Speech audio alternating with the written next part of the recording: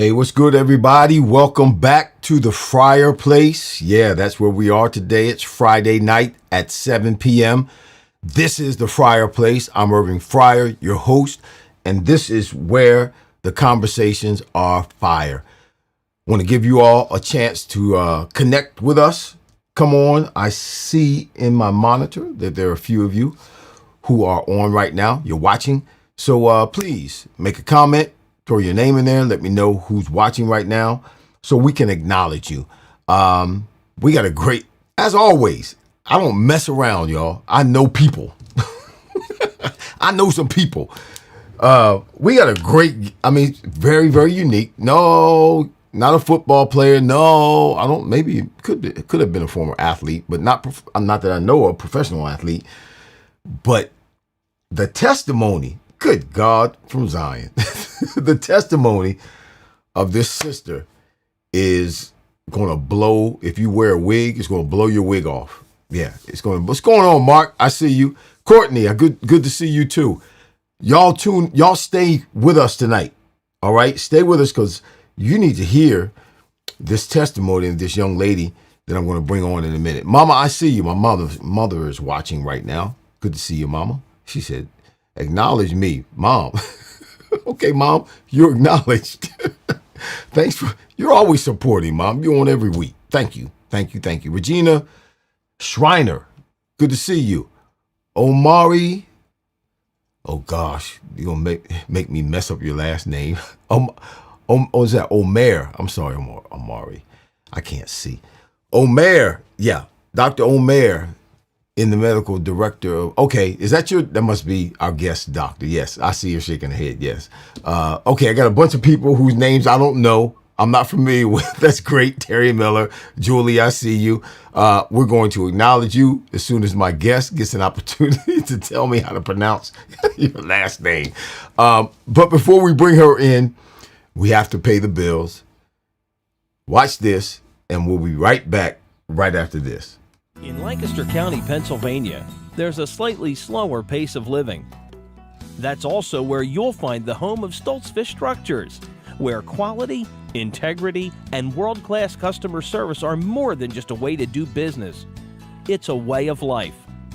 From our humble beginning over 40 years ago in a small building, to the modern 65,000 square foot facility of today, we've remained at the forefront of our industry.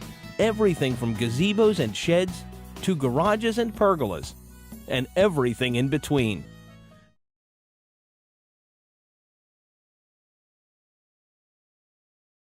All right, we're back. Got to turn my mic up. We're back.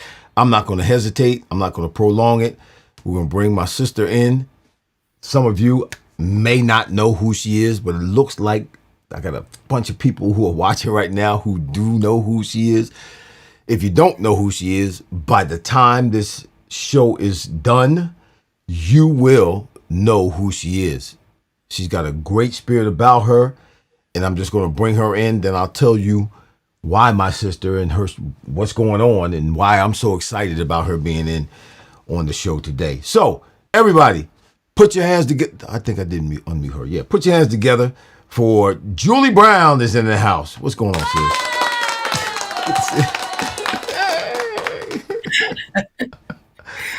What's happening, sis? How are you? I'm having a great day. Good. Let me say something. You look good. Oh, thank you. You look good. You look good. You look good. You look good. Thank you, first and foremost, for giving me the opportunity to help you tell your story.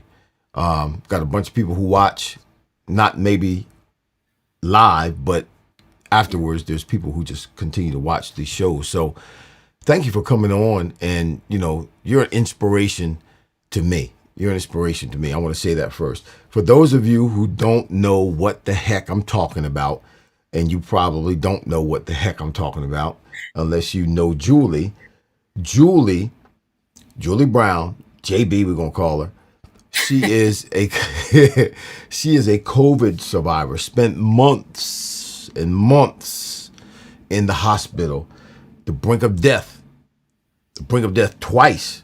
She went to the brink of death and back twice and survived COVID.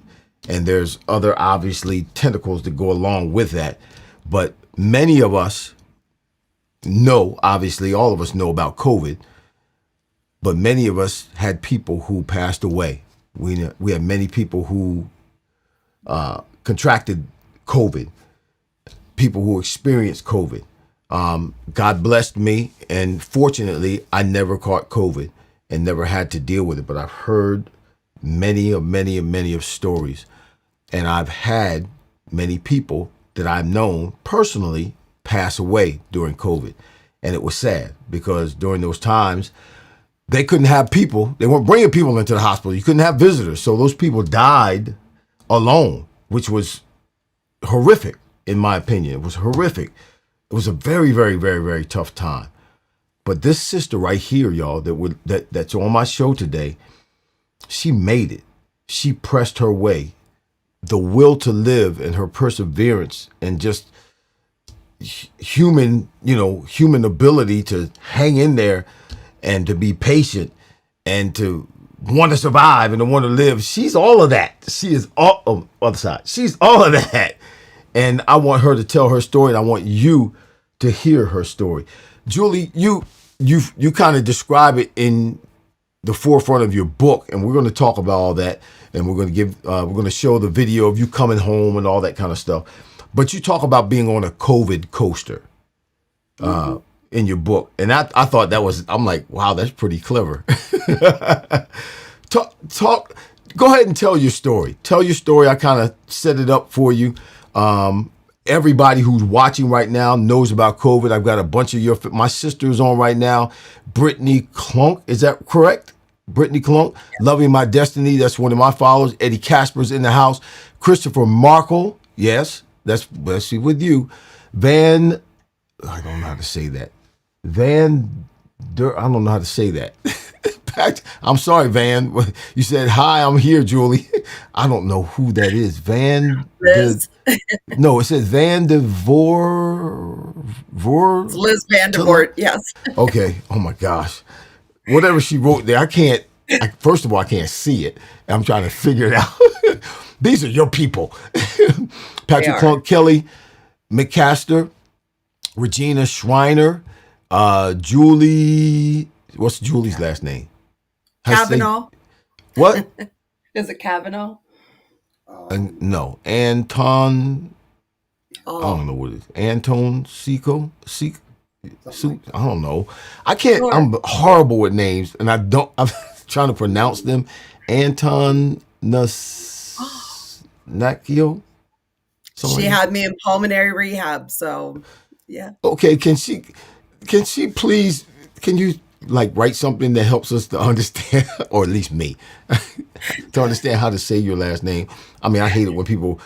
My last name is Fryer, so people will spell it Fryer. That's a chicken. My last name is spelled, as you can see, is Fryar. So I hate it when people do that. So I don't want to mess you up, Julie. Please, can you write in the comments how I'm supposed to say your name? Terry Miller's in the house. That's an easy name. Omer Chaudhry. Is that correct? Chaudhry. I got that right. Yeah, Regina. Dr. Chaudhry saved my life. Yes. Dr. Chaudhry. Oh wow, he's watching right now. What's up, Doc? How you doing? Brittany Clunk. Okay. Courtney Bloom. Scott Teller is watching. Tell your story, sis. Tell your story. I'm done talking because you need to have the show. You need to have the floor. Take us through it. Sure. First off, none of this was done on my own. This was from day one a group effort. I would never have had the strength to do all of this, the whole thing, without my family, my friends, God, my excellent medical team. They were amazing. So that's the doctors. As you can see today, they all show up for me every time. Wow. They're amazing. Wow. But yes, the So how stories. long? So how long were you in the hospital with COVID? I'm gonna let you go back and tell the story. Go back to the beginning and tell Absolutely. us the story and while you were in there and what happened later on. And we got some pictures we want to show. We got a video when we get to that part of you coming home. But how long were you in the hospital with COVID? Um, I got COVID in February of 2021, and I was in the hospital for 9 months. 9 months. Wow. Mhm.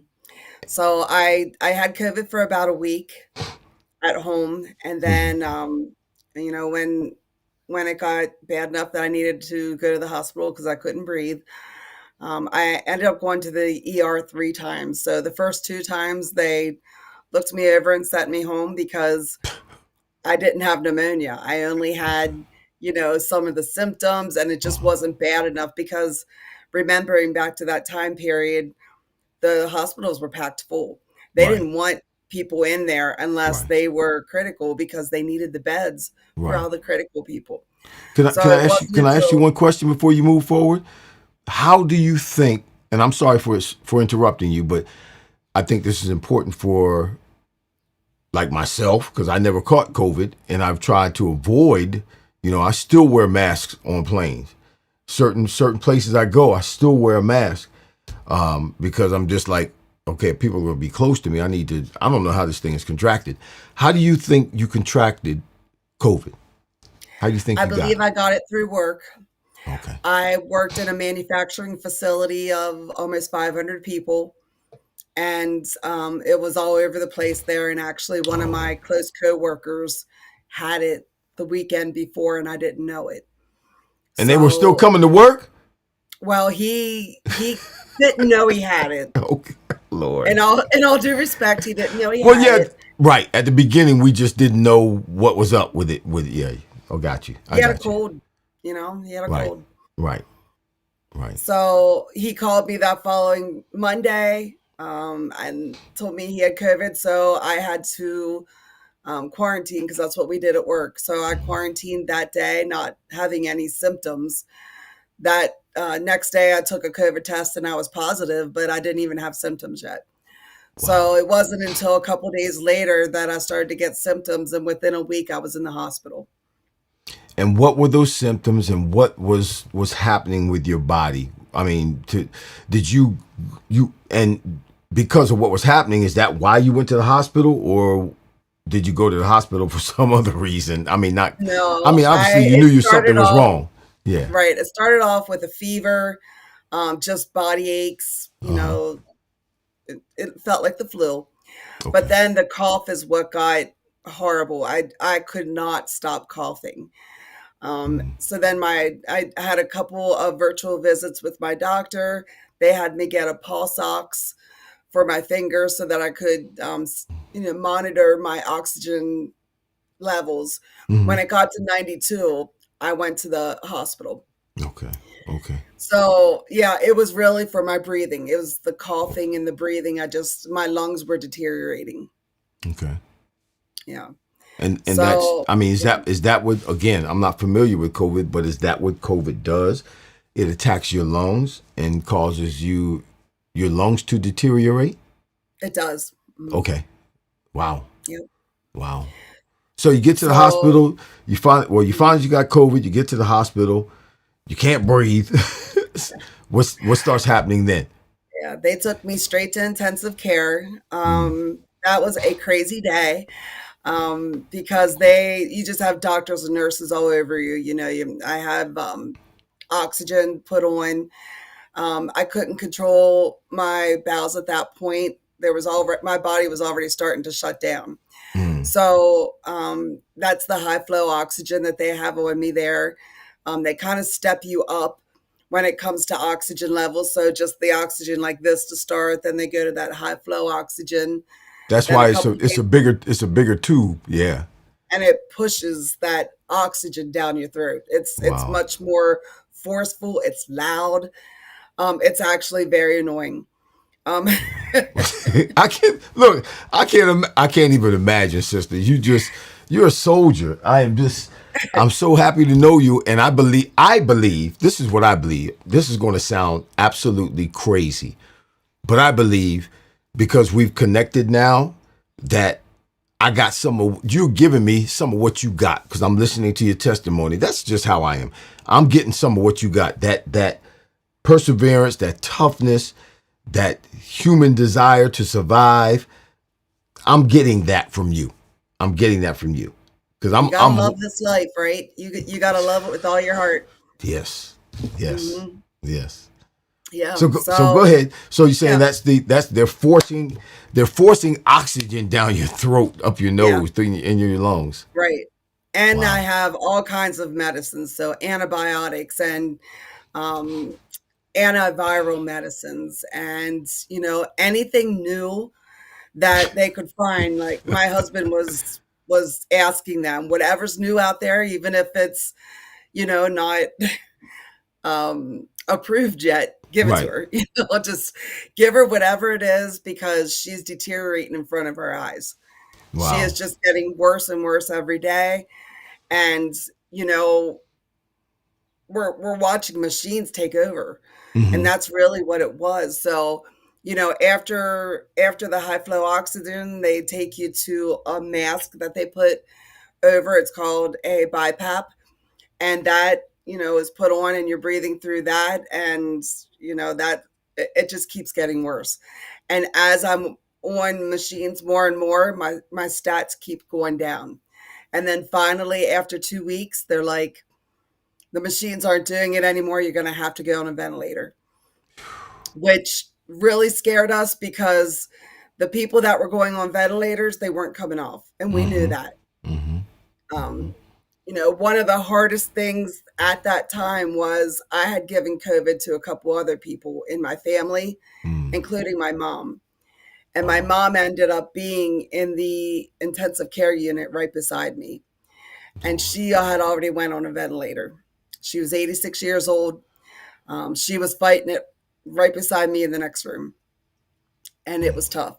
It was tough for our entire family because, you know, she was at a very old age to be Wow. fighting the same thing I was fighting. Listen, whew, you might have to stop because I'm about to cry. um, so what are you thinking during this time? You're trying to get enough, rev up enough to fight what it is you got to deal with COVID. You can't breathe. They're talking about putting you on the ventilator, and then your mom's is right next to you, and you gave her, or you believe you gave her, I did. you Mhm. passed COVID on to her.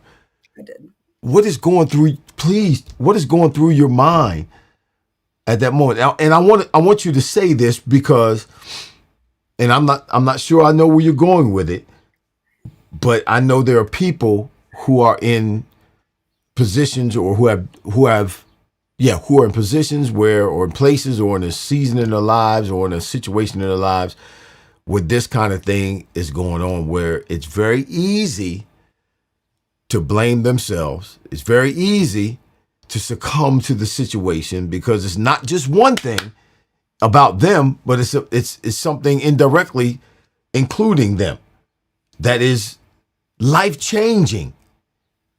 It's a matter of life and death. What were you thinking at that moment during that time? What was on your mind? At first, I told everybody, do not tell me how mom's doing. I am fighting for my life. I'm going to pray for her every day, but I can't have that on me Hmm. because it was too hard for me just to fight for myself. So they actually didn't tell me about mom, and they didn't tell mom about me because that just neither of us could handle it at that point. But when I did find out, I did blame myself. And, you know, we tried really hard to keep COVID away from her.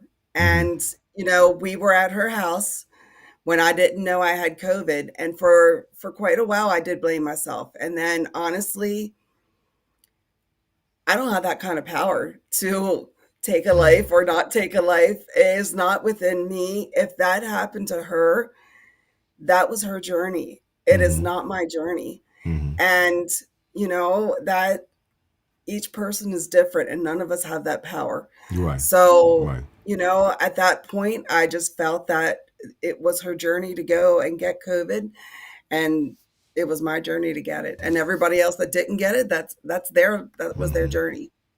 No. And And that's I how I have to see it. and I don't want people listen. Please, I mean, your people understand what you're saying. I'm talking to my people who watch me on a consistent basis. Don't think that Julie's being cruel. She's actually speaking Bible is what she's speaking. She without saying it. She's speaking truth without saying. We as people, we don't have the power to give, sustain, or take life. I mean, even if I were to do something to someone, or let's say I tried to give somebody COVID on purpose so they would die. Well, if I gave them COVID on purpose and I wanted them to die, what if they didn't die? It's because it wasn't in God's plan for them to die at that time, for them to pass on at that time. All right. And that's how we have to see life. We're not in control. We do the best that we can do. We live the best that we can live. We love people. We take care of our neighbors. We make sure that we're generous. We make sure that we care about others. We do the best that we can do. And whatever happens over and above anything that we can control, that's in God's hands. And we have to see it that way. That is great, Julie. We have to see it that way. Personally, I might have struggled like you, blame myself, but we have to, at the end, when it's all said and done, we have to see things the way God sees things. Yeah. So go ahead. I'm sorry, I'm preaching. That's all good. That's why we're doing this together. You didn't know what you were getting into when you got on my show. Like, Fryer gonna preach to us. No, I'm gonna give you a lot more to preach about. So okay, well, you know what? Here's the thing. We're probably going to have to do a part 2 with you, because you're just going to tell the story now, and then maybe in part 2, which could be next week, part 2, you can talk about the chapters, because you wrote a book, the chapters in your book. And I just want to show everybody, there's her book, The 1%. It says The 1%. We're going to talk about this in a minute. Finding Hope Against All Odds. The 1%. Finding Hope Against All Odds. So I think, I really do. So people, hopefully they'll buy your book. Hopefully, when we go over some of the things and some of the chapters, I don't think we're going to get to that today, because we're just scratching the surface. We haven't even scratched the surface yet. But I think we need to take a week too to go over the chapters, some of the chapters in your book, so that people can understand this is what was on your mind when you categorized this and gave it this label, because this is what was happening. It's always great to hear it from the mind of the author, to give us even deeper insight as to why you were writing what you wrote and what was on your mind. So go ahead, continue. You're in the hospital. They're talking about putting you on, the ventilator. Your mom's already on the ventilator in the room next to you. Oh my gosh, I can't even, girl. Oh my gosh, I can't even imagine. But go ahead. So, the night that they put me on a ventilator, they called a priest in, they called my husband in, they gave me last rites, and Tom and I had time to say goodbye to each other, which is a very hard thing to do. Yeah. He very much remembers that. Yes. So wait a minute. You're killing me. You're killing me. So you're telling me that the doctors told you weren't going to make it. Right. And you had, come on in here, Tom. Tom's back there. Just get close. You can't get close enough to her. So you're telling me the doctors told you're not going to make it. You came to the conclusion. You believe the doctors, and you came to the conclusion because both of you said bye to each other. Like the next day you weren't going to see each other. You're going to be going on to glory, and Tom's still going to be here to deal with us. My gosh. Walk me through that, please. I personally didn't think that it was only goodbye for now. And actually I said that it's only goodbye for now. I always had hope. I mean, I don't know, I didn't want to give up because that just seemed like the easy way out. You know what I mean? Mm-hmm. Yep. And we had kids. We have 3 kids. We have grandkids. We have a very tight family, and none of us could see that happening. It wasn't an option. Oh my gosh. So I mean, you're young. Wait a minute. You're young. You're younger than me.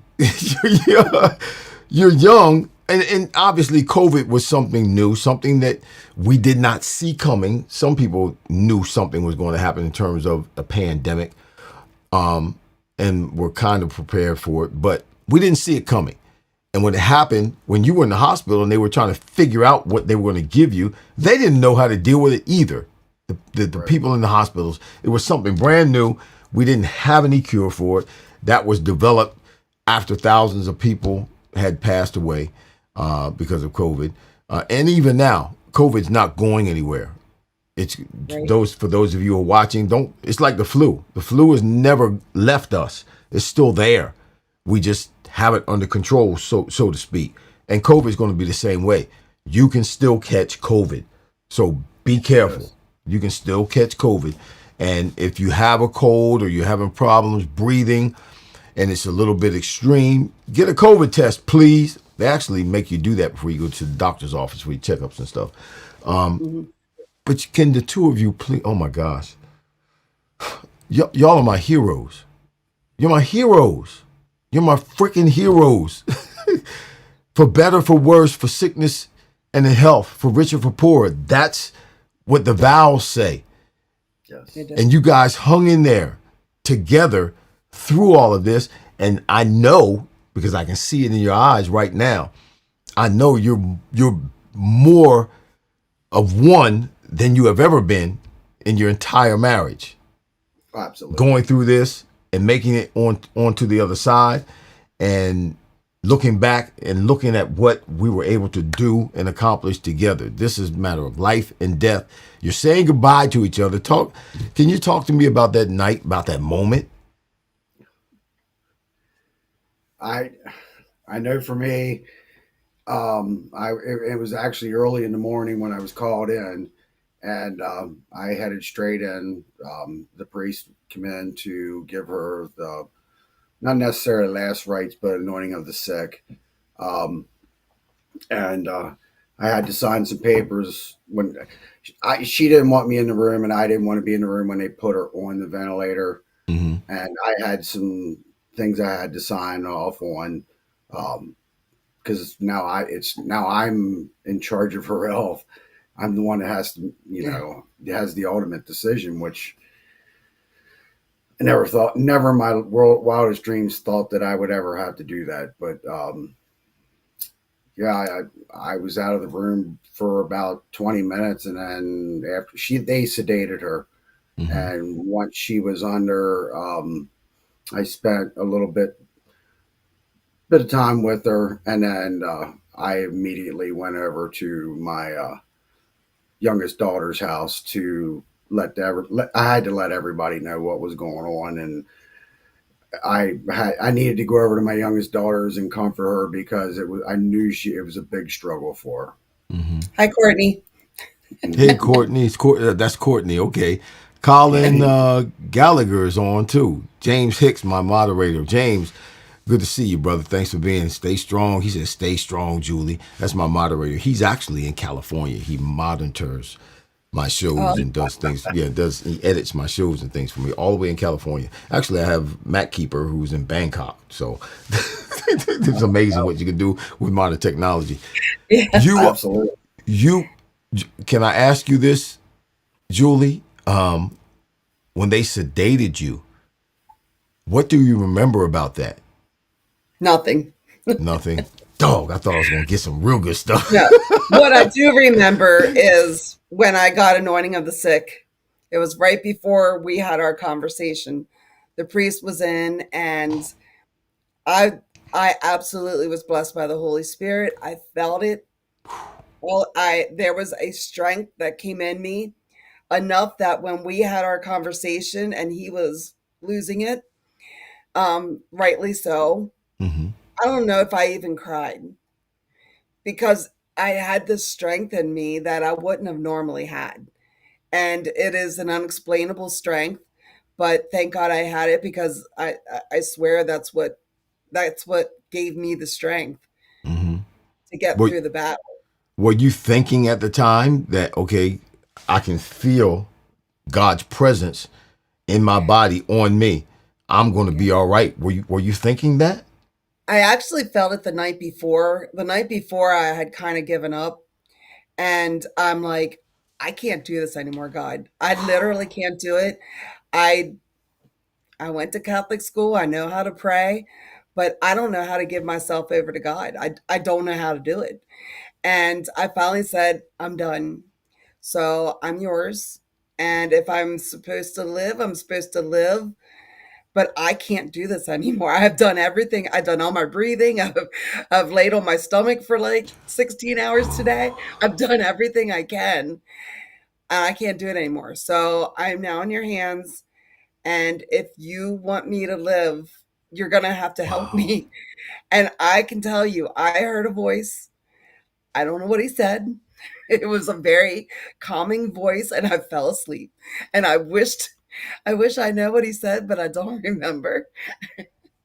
Wow. But I felt very calm, and I knew that I was in his hands. That's, oh my gosh. You sound like Jesus. Into your hands I commit my spirit. You sound like the Lord when he was at his worst point up on the cross in just excruciating pain. Just turned it over to God. And Well, when because you, you can't handle it anymore. There comes a point that you can't physically and mentally handle it anymore. And you got to give yourself over. And then you realized he was there all along. You just had to give yourself there. right, you had to get to the point to where you realize I can't do this on my own.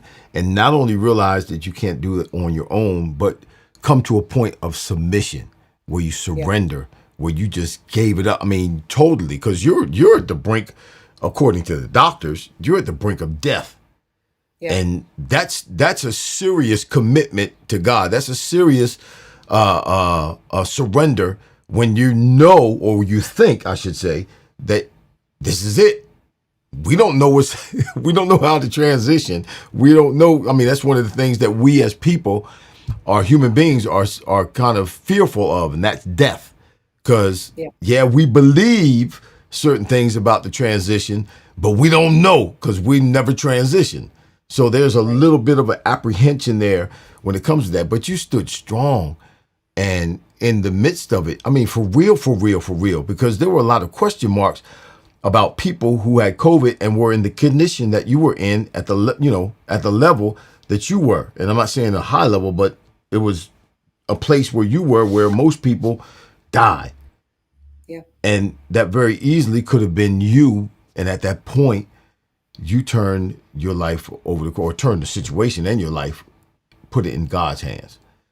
Oh my gosh. Oh my gosh. So what happened?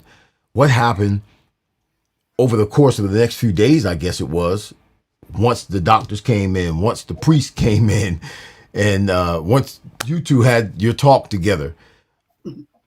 Obviously, I we was we put know on a what happened ventilator. because you're still here. But what happened the next few days? So I was put on a ventilator, Hmm.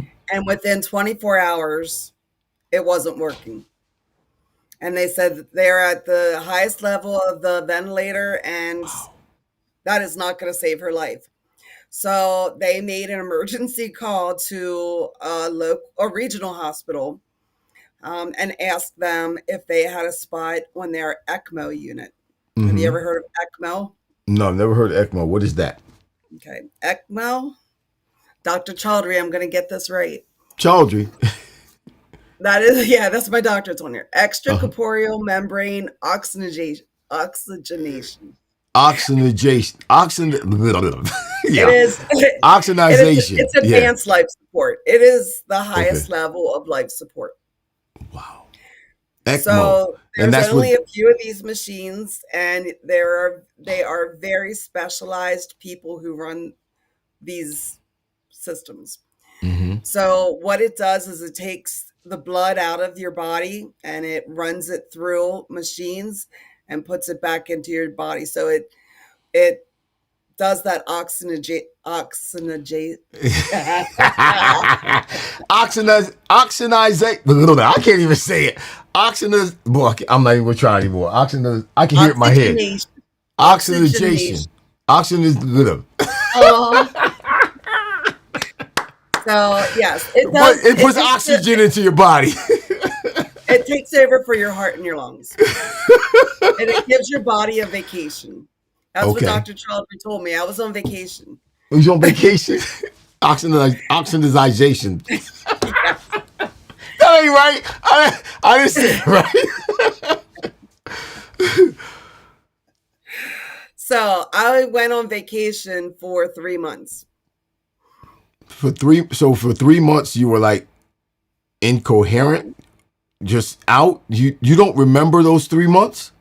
I Anything? was I was paralyzed. I was very heavily sedated, Uh-huh. and no, they bought me. They had to bring you out from time to time to make sure that you were with it, You'll and I come guess out. I Yeah. was. Uh-huh. I don't remember any of that. Wow. Thank God. But yeah, Dr. Chaudhry and his team took care of me for 3 months. There was a couple bad things that happened during that time. Number one, Tom couldn't come see me. For three For the months. For first, well, for 17 days, they okay. didn't allow him to come see me. Mm-hmm. Um, they needed to make sure that, you don't get anything into that department. You don't need to be bringing germs in or taking them out. Yeah. Mm-hmm. Mm-hmm. And they have, it's a one-on-one team there. So they had somebody with me the whole time. I had just hangers and hangers of medications and things going into me, and it was just they had to be full focused on the patient. Right. Right. Right. Um, Wow. so secondly, 8 days after I was in the hospital, up at that hospital, my mom passed away. So Oh. my family was dealing with that as well as having me on a advanced life support system that they hardly knew anything about. Mm-hmm. So they're educating themselves on what I was going through, respecting my mother and her burial and knowing that I wasn't there for that whole thing, and how in the heck were they going to explain this once I came out of it. Wow. Wow. So they had the burden on their hands. I was sleeping, to be Mm-hmm. honest with you. Mm-hmm. So the burden was on my family for 3 months. I was on vacation. You were out. That probably was a nice vacation too. Oh, no, no, no. Horrid. No, I mean, were you when you The say I know it's hallucinations hard. during The situation where vacation. I'm just saying you were. So what exactly? You say you don't remember anything about it. What exactly do you say? It was horrid. I mean, obviously the situation in and of itself was uncomfortable, horrid, if you want to call it. Yeah, it was crazy. I'm sorry, I got ahead of myself. Okay. Those 3 months, I didn't know anything. Okay, that's what I'm saying. It was that. Listen, there's some stuff I wish I could forget that happened in my my life. So that's why I said it was a good vacation, something you needed, because I mean, time passed away, and yes, there were some things that took place. Your mother passed away. That's not necessarily a good thing, and I'm sure you would have wanted to be there, but you were out, you were done. You had checked out. Not that you checked out in terms of living, but you were done.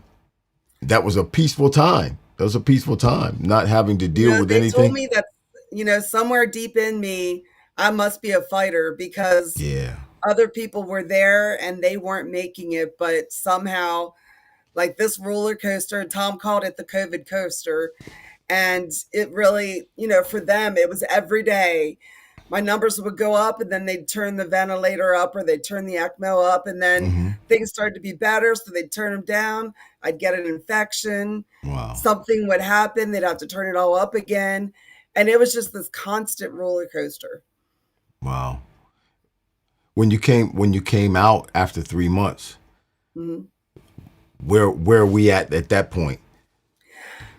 By that time, I had gone to another hospital. So this ECMO unit that I was in, it was highly sought after. Only certain people were actually even able to get in there. I was lucky to get in there. That was my biggest blessing, to be able to get into that unit, because without it, I wouldn't have made it. Did the doc have something to do with you getting in there, or was it just happened? I mean, was it the favor of God? You know, I consider it the favor of God, because I was right on the age limit. Okay. At that time, you couldn't be over 50. I was 50. Health wise, you know, I wasn't under the weight that I was at that level. So, you know, there was all kind of restrictions on there that I was pushing the limits of. Right. And somehow I got a spot. Well, that's what God does. He opens doors that no man can shut. Yeah. That's what he does. Yeah. Yeah. So go ahead and talk about that. Yeah. So then Tom was able to come up once a week after my mom passed. Yeah, the day of the viewing, actually, my friend who worked at the hospital came and told him that he could come visit once a week for an hour. And that was huge. That was huge for him. And I think it was probably huge for me too. I hear his voice, even though you're sleeping, you hear his voice, you feel his touch. You just know that they're there. You know, he would, I don't know if I should tell that one, but he would do this. Yeah, wait a minute. Wait a minute. Where were you finna go on that one? I don't know if I should tell that or not. What was he doing? A little pat on my butt or something, and my blood pressure would go up. Oh, really? You know? So just something like that. Way to go, homeboy. Look, he knows what to do. There you go. When he pats you on the butt now, does your blood pressure go up? Yeah, it does. There you go. It does. It never stops. That's all right. That's all right. That's just that's amazing. Go ahead. Yeah. I'm sorry. So after 91 days, I was able to get off that ECMO life support, and within a day, they sent me to a long-term rehab, because the hospital I was in was so sought after. They needed to get the next person in there. So they sent me to a long-term rehab facility that helps people get off ventilators. And they know how to, you know, handle the people when they're coming out of these medications that sedate you so much. So Okay. I went over there for 6 weeks. And that's the first thing that I remember. I was waking up in that room, asking over and over again, what happened to me, you know? And Tom was like, you're not gonna believe it. You're not gonna believe it. You have been asleep for 3 months, you know? Wow. And God bless you, Tom. God bless you, man. God bless you, bro. You're no, seriously, man. There's people will check out on you when things get rough. People you believe who are with you, people you believe who love you, people you believe who care for you, people who you would do anything for, they will freaking check out on you. Yeah. And Tom, I mean, God bless you, brother. God bless you. You are my hero. You're my hero. Mine too. Yeah, you're my hero, dude, because it's not easy. Obviously, wasn't easy for Julie, but it wasn't easy for you either. You could have very easily checked out and went on about your business. But man, you hung in there, and that's what it's all about when it comes to marriage, when it comes to connection, when it comes to a relationship. If I'm with you, no matter what. And that's, your actions speak louder than your words, brother. God bless you. God bless you. My hero. You my hero, Doc. You my hero. Craziest part is, right before she got sick, I found out that I needed my neck operated on. I had a couple of herniated discs that were affecting my arms, and I had one that was herniated against a cluster of nerves and the other against my spinal cord. Wow. So I was not just struggling mentally, but physically too. Did But you you put that on the back burner. It was I just did you say to God, God, enough is enough? Did you ever pray that? Did you ever say that? Do you ever think that? at times I learned my favorite prayer is the Serenity Prayer because I definitely had to. I needed that. I needed serenity. I just Mm-hmm. because there are things that you can change and things you can't Can't change, change, and right? yeah, That's it was that's tough. that's awesome. You guys, listen, Julie, you need to start a podcast. You do. You need to start a podcast, not just from the human ability to persevere and endure and overcome, but you also have insight in terms of the hospitals and medical terms and medicine and things like that. And I mean, the two sides of it, man, y'all, it's just amazing. It's amazing to hear your story. And Julie, I need you to check your calendar because I'm going to have you back on next week. All right. Absolutely. So go ahead and pick up where you left off, where you're in the rehab center, and now Tom's coming and visiting. Well, as soon as I woke up, I was in I was on so many drugs that I was hallucinating. I mean, I didn't know what was real and what wasn't real. Wow. So for me, everything was so confusing. And I was so appreciative. I had a full calendar of people to come see me. And other people don't have that, but like they were fighting to get on the calendar because two people could come see me a day. And they were like fighting to get on the calendar. So they actually And allowed 2 people a day during COVID to come see you yeah, at that hospital. at that particular hospital. Okay. It's not, it's a long-term care facility, like almost like a nursing home. So yeah, they did allow that. They were still a lot of precautions. They all had to wear protective equipment and Right. stuff. But Right. Right. yeah. Yeah, but yeah, people would come in each day, they'd pray with me.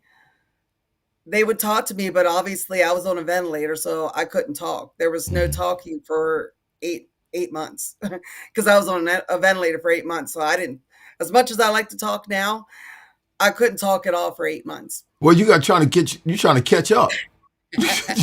you, you you got to catch up. You got words that you got to make up for. I did, You were but on a I had ventilator some for eight people, months. yeah, and I couldn't eat either. I mean, you're being fed through my stomach tube, so you're not able to eat. You can't talk. Nobody can understand you. You're frustrated. I mean, I couldn't move anything. My every muscle in my body had atrophied, and it's starting from ground one. I couldn't, like, I had a pair of glasses on. I couldn't move my hand up to push my glasses up. So So let yeah. me ask you this. I'm sorry because your story is so intriguing. Let me ask you this. You were on a ventilator for 8 months. Obviously the highest level of medicine to keep you alive. You're at an advanced stage with advanced equipment keeping you alive. This ventilator. So you had already gone through 8 months prior. You had gone through the whole thing with the priest and your husband and saying goodbye. And here you are 8 months later, still on the ventilator. You may not have known it then, but was there any conversation about, okay, what kind of what quality of life is she going to have once she comes off the ventilator? What should we do? Should we take her off the ventilator and see what happens? Was that kind of conversation going around with the family and with Tom and all, or maybe with you? Well, you couldn't speak, but were they considering that? Well, the beauty of it is my husband made all the medical decisions, Mm-hmm. and he wouldn't let anybody talk about anything like that. It was You had my hope hero, until Tom. there's no more hope to be had. That was his saying. The doctors, yeah, was it Dr. Chowdhury that asked you? It was Dr. Chowdhury that asked him, Wow. how much hope do you have for your wife? And he's like, I have hope until there's no more hope to be had. Until God takes her, Woo. I have hope. Wow. I'm sorry. That's just and I saw that's a chapter in your book entitled where is it? Having hope until there's no more hope to be had. Now I That's a direct understand. quote from my husband. Yeah, Yep. now I understand. Tom, now you're my real hero. You just, brother, oh my gosh, this story is amazing. Just amazing. And we know God is amazing because we know at the forefront of it, who's in control is God. And it happened because it wasn't your time, Julie, and you need to tell your testimony to as many people as you possibly can. That's why you need to have a podcast. We'll work something out. But Tom, talk about during that time when the doctor came to you and, how much hope do you have or what are you thinking? She's been on this ventilator for 8 months now and it's a long time. And most people who are on ventilators don't make it 8 months. They don't get to 8 months because they don't keep them on the ventilator 8 months. They make a decision. Okay, let's take them off the ventilator, take her off the ventilator, and let's see what happens. And normally what happens after that is the person transitions. They die. But here we are 8 months with the ventilator. The doctor's, he's not pressing you, but he's talking to you. So it's on his mind about, okay, let's take her off the ventilator. How hopeful are you? Talk about that, Tom. Well, I think by the time she went off the ventilator, she was actually doing pretty good. Mm-hmm. There were points when she was in ICU, when she was on ECMO, it was very much an up and down process. She'd have good days, she had bad days. But for me, when she coded for the second time, that was when I came up with the quote, I have hope until there's no hope to have. That night I was praying out back, Catholic, but I'm not, I don't go to church every day or every week but I'm very strong, my belief. Mm-hmm. And I was sitting out back praying. And at that point I basically saying, I'll give myself to save her, or just I was giving myself to him, and Mm-hmm. I felt this warm calmness come over me. A warm breeze blew. It was the Holy Spirit, Mm-hmm. without a doubt. Immediately, I broke down crying, not out of sadness, but out of feeling that in my heart Mm-hmm. and in my soul, and I knew from that moment forward that she was going to be okay.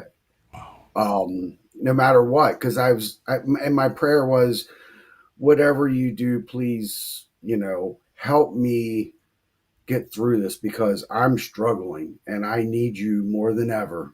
And from that moment forward, I knew she was going to be okay. And, our love is very strong. We have our ups and downs. We all have our But ups and downs, but like you said, your absolutely. love is strong. That's right. And I always, because I think that when the doctor asked me about that, she was very weak, she was very close to death. Right. That's And why he asked you that. He wasn't asking you that because he thought she was going to live. He was asking you that because he thought she was going to pass away. right. Yeah. But I always told her there was no way I could give up because I could still feel you. Mm. Um, I knew every day when I was there, that she was there and she was fighting, and I just knew that it was just time. We just, and after I felt the Holy Spirit, every day she got better. I mean, we still had some ups and downs, but Mm-hmm. every day she seemed to respond very well, and especially when I was there. When I would Wow. walk in the room, she always brightened up. When she was coming out of sedation, she was going through withdrawal from being Hmm. so heavily sedated, and she would get agitated and confused, and I was always there to just calm her down. Right. And hey, it's, one step at a time, one breath at a time, it's a process. We'll get through this, and That's awesome, man. This is an awesome story. Listen, Julie, I don't know what your calendar is, but I really would like to have you come back on next week so we all can get the gist of your book, and go through some of these chapters so people can get a little more insight, a little more encouragement. Just in case, not just in case, we all have to deal with tribulation. We all have to deal with challenges in whatever area, whether it's financial, whether it's physical, whether it's relational, whatever it is. We all have to deal with challenges in our lives. And I believe what you have inside of you can be manifested inside other people as you tell your story. No matter what we have to deal with, no matter what we have to face, we can make it through. We can persevere. We can get to the other side of it and be victorious, and not just make it, but actually triumph as we cross over to the other side. And that's what the two of you have done. Obviously, it was happening to you, Julie, but I mean, your support system is important just as much as it is you fighting. You got to have people fighting for you, praying for you, encouraging you, being there present for you. That's what's important. And that, like you said earlier in the show, that's how you made it. It wasn't just you, it was the people around you, support system that helped encourage you and pray for you and be there for you in your presence so you could see them and hear them. And I just think that's important. I want you to say this before we close the show out today. And y'all listen, those of you who are watching right now, and I thank you so much, those of you who are Julie's friends and know Julie. Hicks, stay on. Make sure you stay on at the end so that I need you to do something for me. But all of Julie's friends, thank you so much for being here today. Some of you have names I just can't pronounce. I'm sorry. I'm not going to try to do it anymore because it makes me look bad. If you want your last name changed and you're on the Fryer Place doing comments, change it to something simple. So I know how to pronounce it. But first of all of Julie's friends, Terry, I'm going to start saying names. I'm sorry, Julie. Terry Miller. Let me get this cursor over here. Okay. We got Terry Miller, Patrick Clunk, Omer Chowdhury. Did I say that right? Yeah. Julie. I still don't know how to say Julie's last name. Scott Taylor. Jen Myers is in the house. L. Andre Person is in the house. Regina Schreiner. Chef Mar Oils and Cuisine. You know who that is? Do you know who that is? You don't know who that is? Marty, what's going on? These are my people. My sister Hope. James Hicks. Courtney Bloom. Martin Clement. Yeah, I said you loving my destiny. Colin Gallagher. Is that your people? No, that's okay. He's in the house. I don't know who's who. Leandre Person. I just said your name. You're actually on YouTube. You're on Facebook and you're on YouTube. Colin Gallagher. Okay. All right. But this is what I want you to say. Brittany Clunk. People are watching right now. They know you've overcome this COVID coaster. 9 months in the hospital, 8 months on a respirator. But here you are. You have oxygen in your nose. We didn't talk about that. You and I talked about earlier before we were on the show that this is COVID is a lifelong illness that you and other people will have to deal with it for the rest of your life. Tell people what you mean by that before we go. There are side effects. There are mental and physical things that many of the people that I have come to know through COVID, they're all dealing with them in different measures of their Mm-hmm. life. Some people were able to go back to some parts of their life, but other people were not. I could not go back to my job, but these things affected us for the rest of our lives. I mean, there's many people that can't get over the mental things that happened to them in the hospital. I'm lucky enough that I've been able to get past that, but the physical things are limiting to a lot of people. So it was just something that affected us for the rest of our lives. Mm-hmm.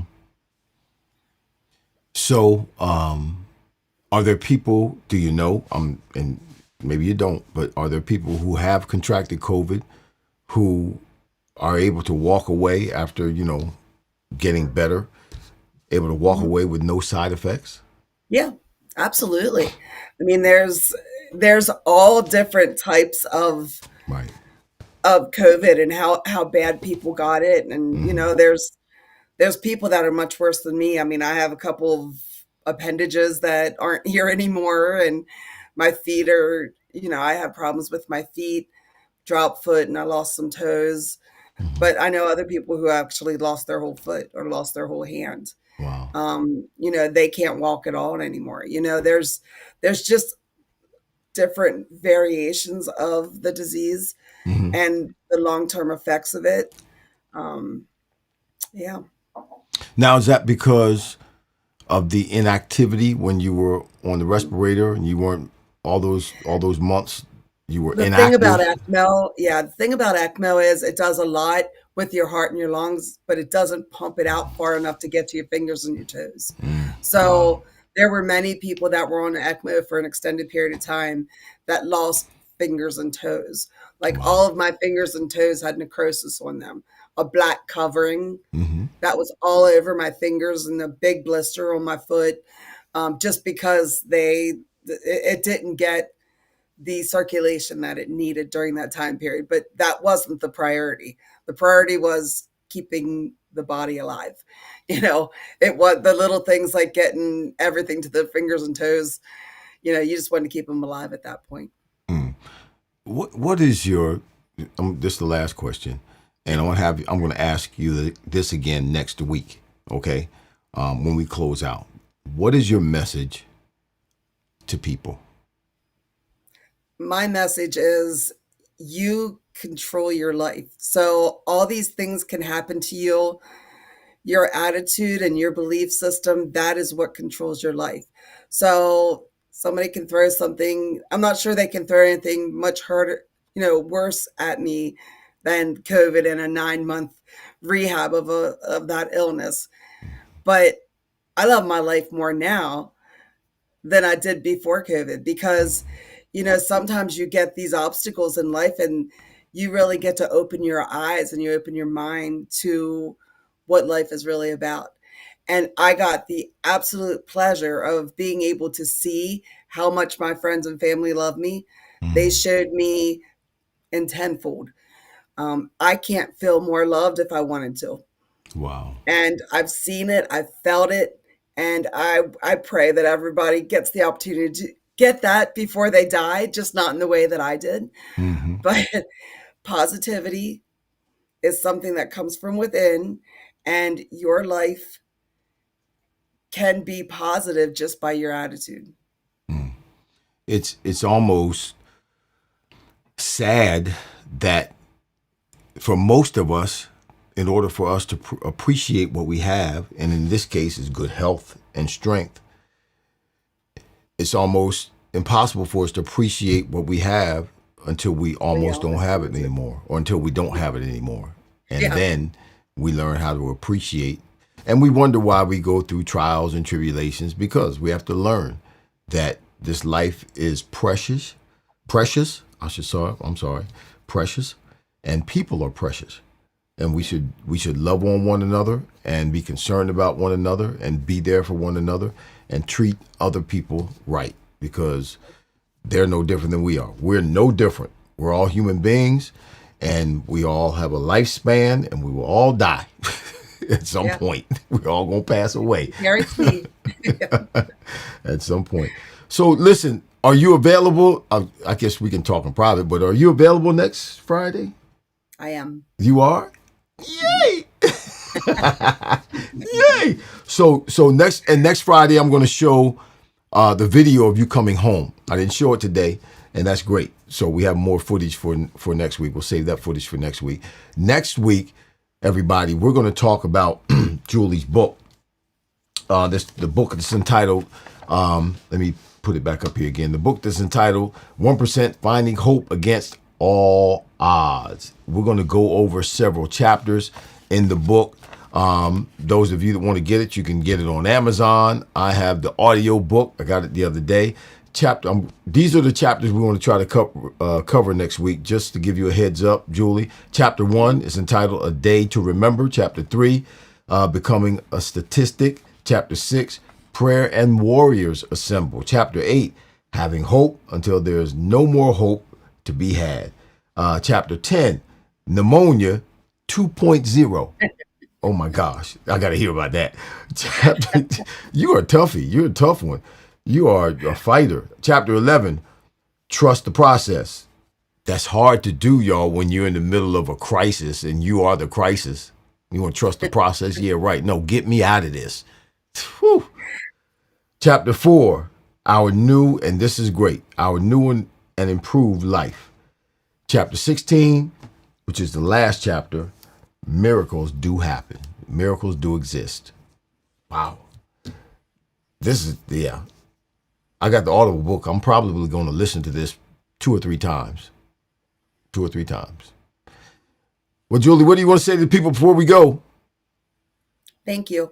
Thank you for supporting me like you always do.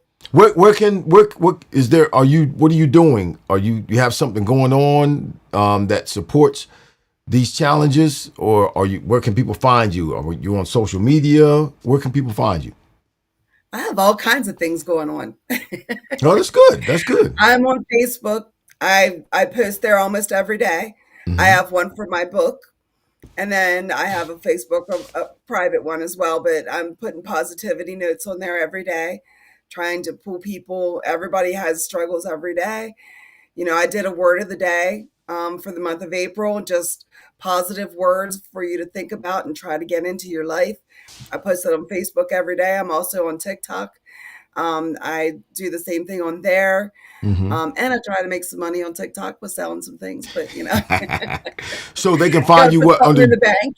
They can find you under Julie Brown Hicks. If you can, James Hicks, can you put Julie Brown's links in the comments? We can find you. Okay, he's got one. He's got one for your books. That's what my guy does. He's already got you in the comments, your book. You guys, under James Hicks, if you have not purchased or acquired Julie's book, right there by James Hicks, it says there, get Julie's book here. https:// Amazon 2, whatever it says there. It's in the links. It's in the comments. I'm sorry. That's what my guy does. He's on it. Thanks, James. Also, if you can find her other links on Facebook, Instagram, TikTok, throw those in there too, Hicks, please. Thank you. All right, Julie. Same time, same place, same purpose next week. Thank you. Can't wait. Okay. Yes. All right, sweetheart. I'm gonna let you go, and I'm going to come on and say bye to my people. But I'll be in touch next week. Okay. Julie will be back here at the Fryar Place at 7 p.m. telling the rest of the story. Yeah, and that's the rest of the story. All right, sis. Thank you for coming on. Tom, thank you, brother. Thank you. Is he still there? We'll be back on next week, my man. All right. You're my hero. Absolutely. You're my hero, dude. All right, Julie. God bless you. We'll talk with you next week. All right. All right. Thanks a lot. Woo, that's Julie Brown, everybody. That was absolutely,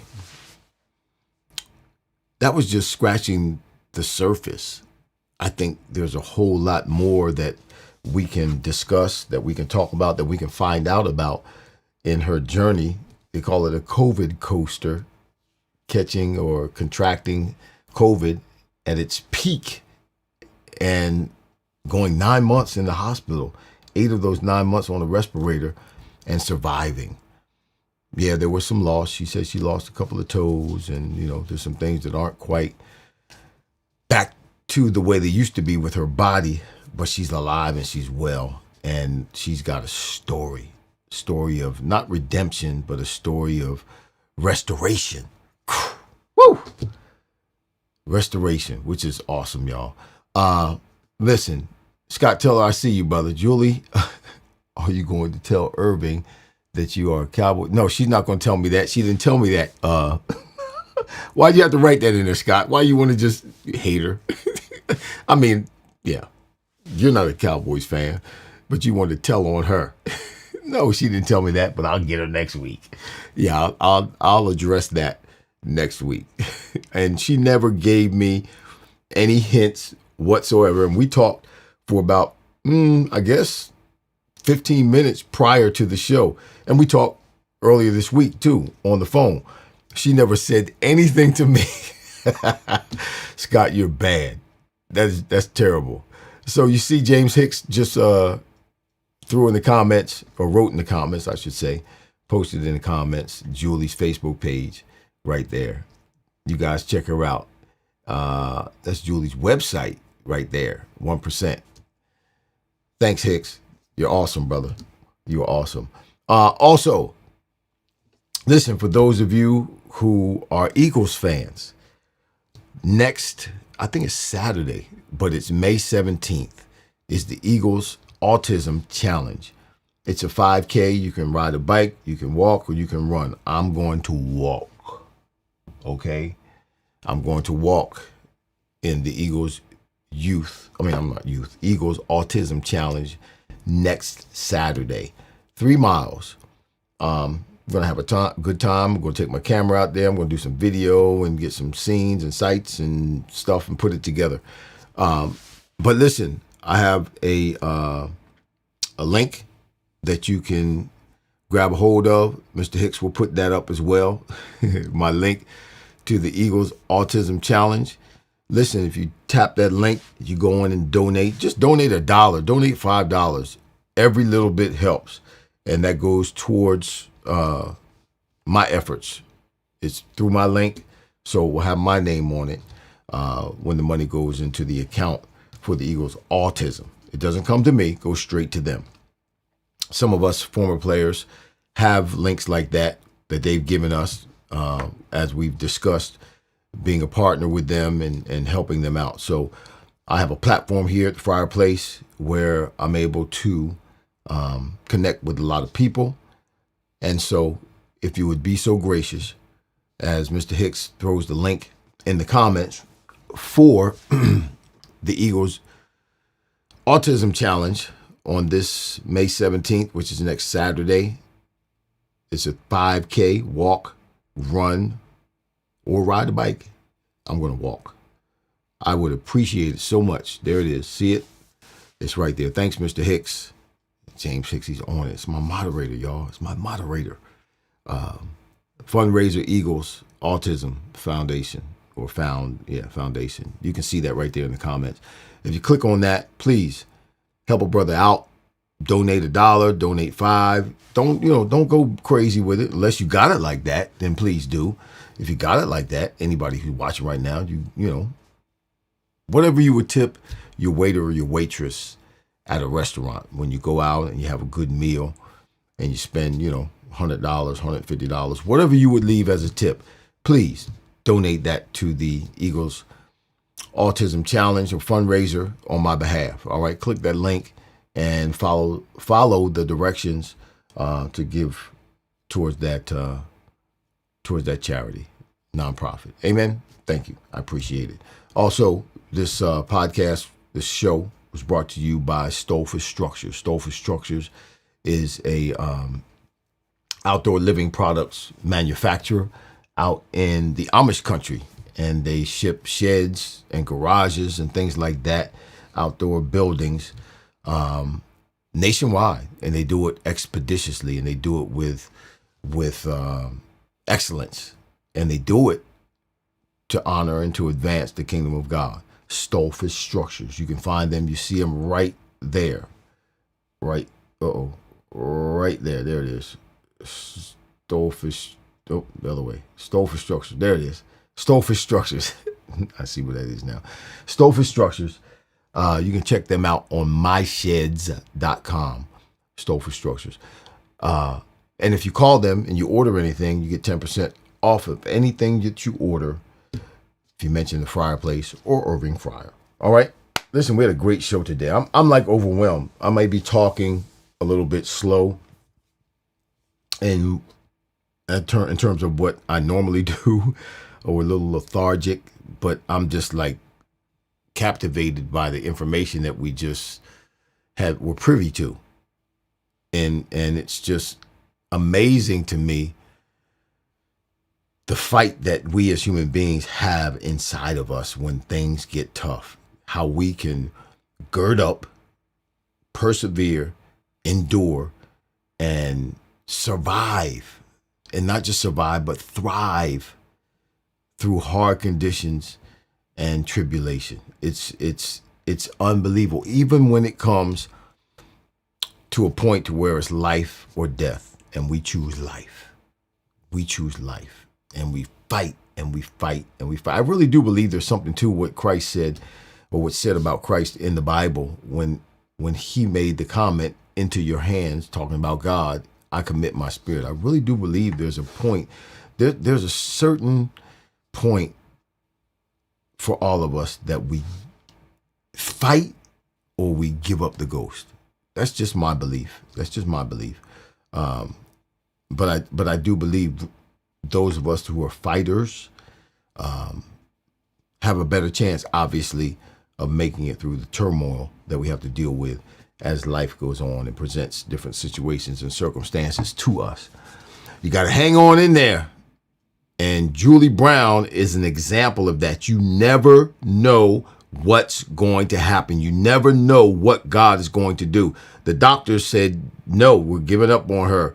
They were praying for her. The priest came in and prayed the last prayer for her. They were signing documents that gave the conclusion that she wasn't going to exist anymore, that she was going to be gone, that she was going to die. Then 8 months later, oh my gosh, risen from what people thought was going to be dead. Julie Brown. All right, y'all, I'm out. See you next week right here at the Fryer Place, where the conversations are fire. If you didn't get hot or heated or understand that this conversation today was fire, something's wrong with you. Something's wrong with you.